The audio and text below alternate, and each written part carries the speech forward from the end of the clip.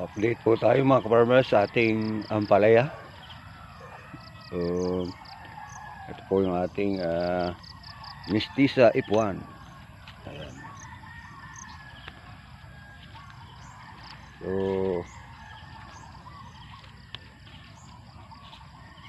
ayan at mabilis na po sila umakyat, no? Ay ano na ito, 14, natanim po natin ito ay September 30. So 18 days na po sila ngayon. So ayan, meron ng may nagbubunga na. So medyo mabilis lang talaga tumubo itong mga damo at dahil palaging umuulan, so mabilis tumubo. So dyan na sila at kailangan pa natin, wala pa tayong balag dito sa ibabaw, no? So bali tinalian pa lang natin sila, no? So ayan, update lang po tayo mga farmers dito sa ating mga ampalaya, no? Excuse me po, malapit na sila sa ibabaw, no? So ano, halos dito na sila sa ating tatalian sa taas. Marami na rin po silang mga sanga. So natin masyado na medyo busy po tayo, dami nating mga kuwan.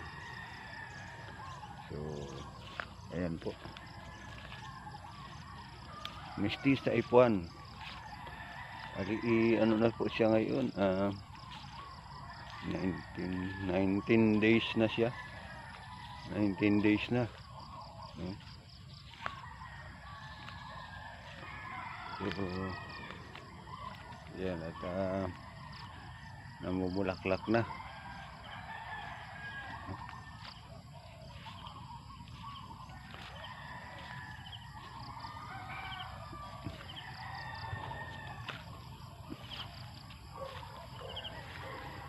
Hindi nga po natin ito na sabay-sabay na tanim, no? Meron pa tayong nahuli doon sa kabila na may dalawang plat, no? So ayan, bilis na rin ang pabilis yung paglago ng ating ampalaya, ganoon din kabilis yung damo. So ayan po, hindi po kasi tayo gumagamit ng herbicide, no? So ang atin lang pong ginagawa ay gamas. So bubunot lang natin yung mga damo, no? So kaya mabilis mapaling damo. At ito, meron na siyang bunga dito na maliit. So ayan, medyo marami-rami po ito, almost nasa 300 na puno. So itong dalawa dito, yung dalawang plat na ito ay nahuli natin na itanim. Ayan, nun ka siya.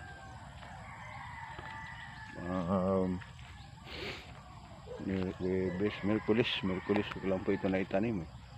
Medyo nahuli po siya dahil yung ating kasama dito ay medyo busy din, kaya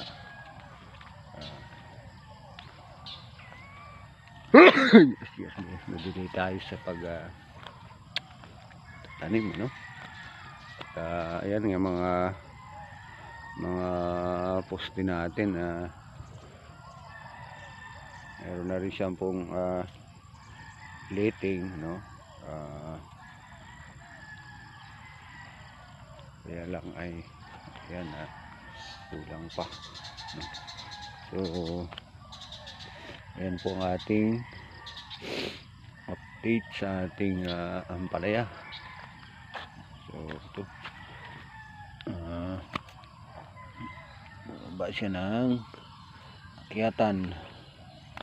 So atin siyang nandito sa ating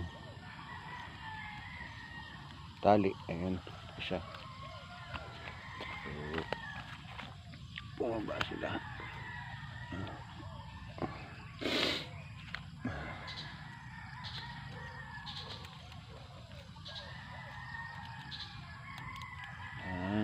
Okay, so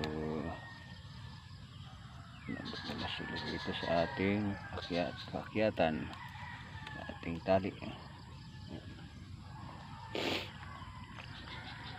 So ayan po yung ating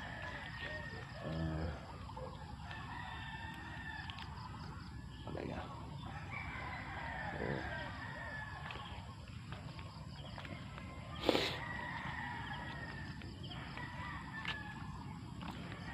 ayan po yung ulit.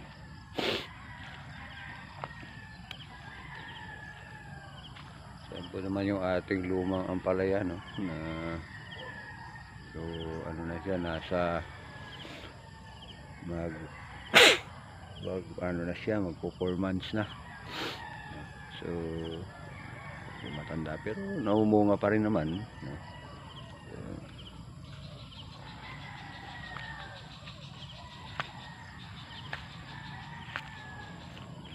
So yan naman po at update sa ating ampalaya.